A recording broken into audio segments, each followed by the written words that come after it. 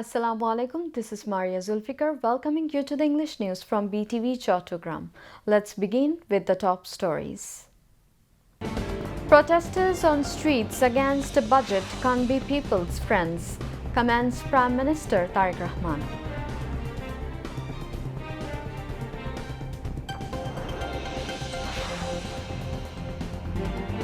ICU services being launched in Shodor hospitals of 10 districts, informs Health Minister.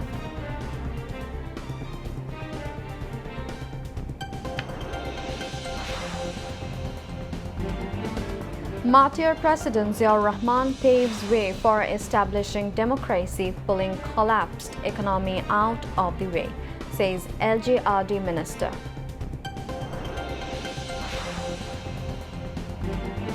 More research on Martyr President Ziaur Rahman needed to enrich history as he brings media from darkness to light, says Information and Broadcasting Minister.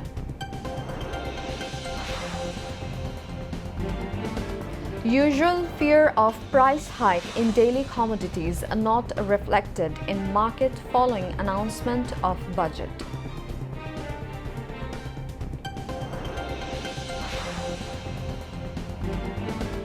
Deal to end war between US and Iran scheduled to be signed today, says US President Trump as Iran casts doubt on timing.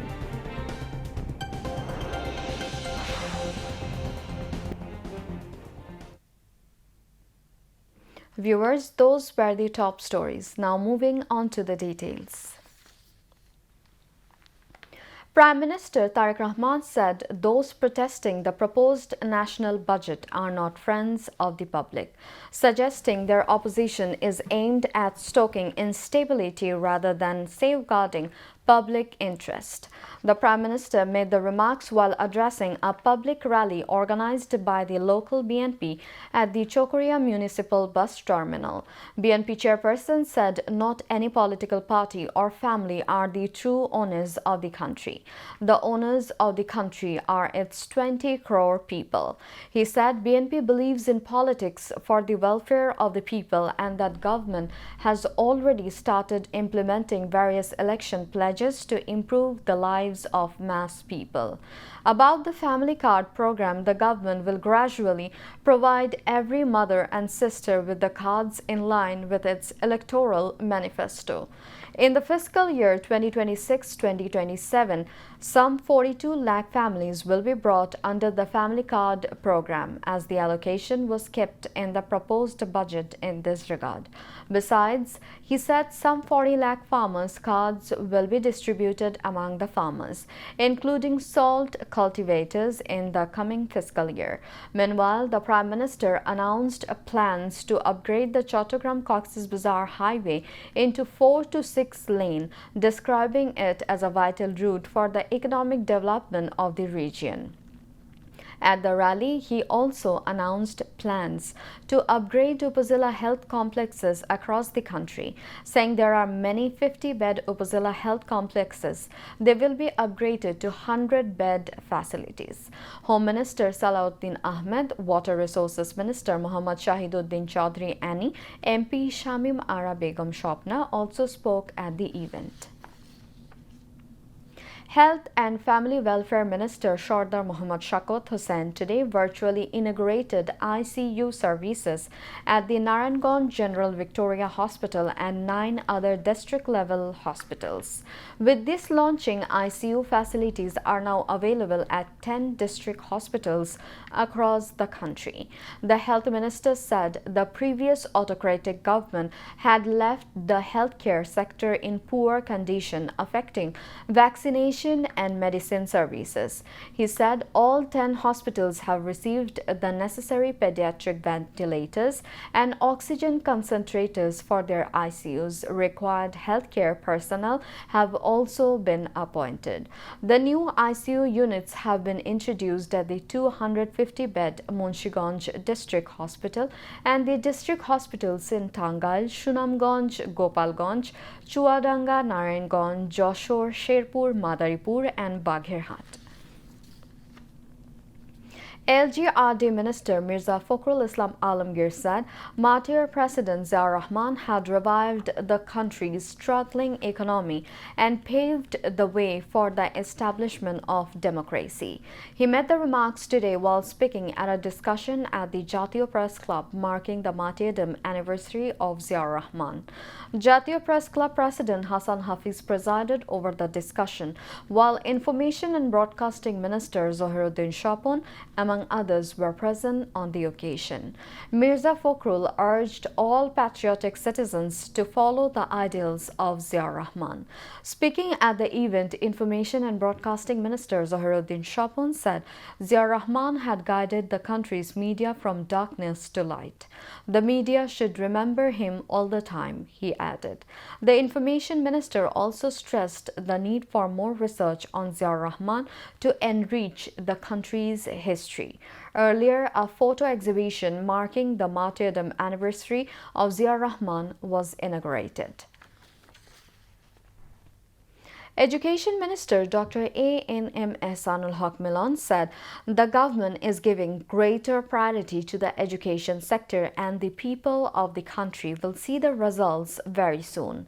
He made the remarks today while speaking as the chief guest at the validation workshop on the Bangladesh Education Sector Analysis ESA 2026 organized by UNICEF at a hotel in the capital.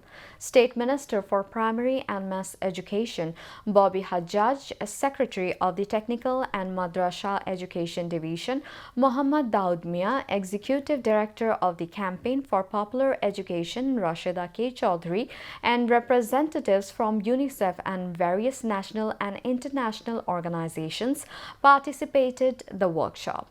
At the event, the State Minister said the allocation for the education sector in the current budget itself demonstrates how much importance the government places on education. The 809-page full verdict in the crimes against humanity case over the killing of Abu Said, the first martyr of the July mass uprising, has been published, sentencing 30 accused persons, including former Vice-Chancellor Habibur Rashid of Begum Rokeya University of Rangpur. The International Crimes Tribunal too published the full verdict today. The judgment contains the tribunal's observations, the reasoning behind the sentences, and detailed descriptions of the case. Earlier on April 9, a three-member judicial panel of International Crimes Tribunal II, led by Chairman Justice Nuzrul Islam Chaudhary, delivered the verdict in the case. According to the judgment, 2 individuals were sentenced to death. 3 were given life imprisonment, 5 were sentenced to 10 years in prison. 8 received 5-year prison terms and 11 were sentenced to 3 years in prison. At the same time, the period already spent in custody by one accused was considered sufficient to complete his sentence. Those sentenced to death are former Assistant Sub-Inspector ASI of Rangpur Metropolitan Police Amir Hussain and Constable Sujan Chandra Roy. Meanwhile, today was scheduled for the testimony of the 5th witness in the crimes against humanity case concerning enforced disappearance and torture at the RAB's Task Force for Interrogation TFI cell involving 17 accused persons, including ousted former Prime Minister Sheikh Hasina. The judicial panel of Tribunal 1, led by Chairman Justice Muhammad Ghulam Murtuza Mujumdar, postponed the hearing and fixed June 22 as the new date for recording testimony. In the morning, 10 arrested army officers among the 17 accused in the case were produced before the tribunal. There is usually a fear of price hike in the daily commodities in the market after the announcement of the national budget. However, this time that fear was not reflected in the market. Visit to various raw markets and grocery stores in Chattogram showed that the prices of most daily commodities remained the same. As a result, common people are breathing a sigh of relief. Traders said that the market is also stable possible as there is no significant impact of additional taxes or duties on daily commodities in the budget. There is no pressure for price hike as supply is normal. The economists opened that it might take some time to understand the real impact of the budget. However, as the market is currently stable, there is relief among the common people. Concerned ones said if market supervision and supply systems are normal, it will be possible to continue this stability. Now, international news.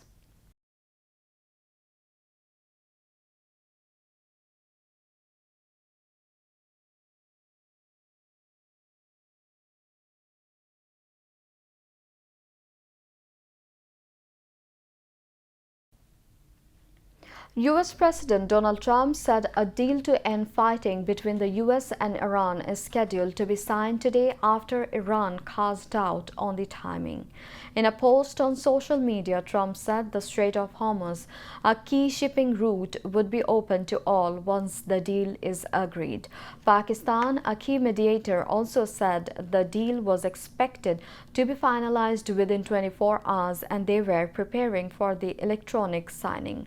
Before Trump's comments, Iranian Foreign Ministry spokesman Ismail Baghei expressed caution over the timeline, saying we will have to wait and see about the exact date of the signing of the Memorandum of Understanding, although it will not be tomorrow.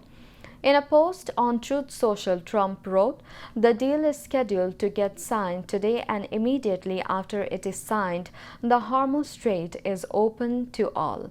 In an apparent reference to Iran's enriched uranium stockpiles, Trump said that at the appropriate time when all is calm, we will go in and get the nuclear dust, adding that it would later be destroyed. Protests erupted against Israeli Prime Minister Benjamin Netanyahu in Israeli capital Tel Aviv again. Hundreds of people took to the streets to protest his failure to form an independent state investigation commission to investigate security failures before and after the attack by the Palestinian independence group Hamas on October 7 of 2023. According to a report by the Times of Israel, speakers at a rally in Tel Aviv's Habima Square on Saturday criticized Netanyahu, saying he did not want to form an independent investigation commission in accordance with the law. Later, as tensions between pro-government and protesters flared, police took control of the situation. Back to national news. The Agrabah Jamboree ground in Chattogram, which has been unfit for playing for a long time, is returning to a new look. The work of modernization, gritting and beautification of the Jamboree ground, initiated by the Chattogram City Corporation, is now in its final stage. The ground will be open to the city residents soon. City Mayor Dr. Shahadat Hussain visited the progress of the development work of the Jamboree ground today. During the visit, he instructed to complete the work quickly, maintaining the quality of the project. After taking charge, City Mayor Dr. Shahadat Hussain took the initiative to make the Agrabah Jamboree ground, which had been abandoned for about a decade and a half, suitable for playing again so that the city residents can get the opportunity to play, take exercise and entertain themselves.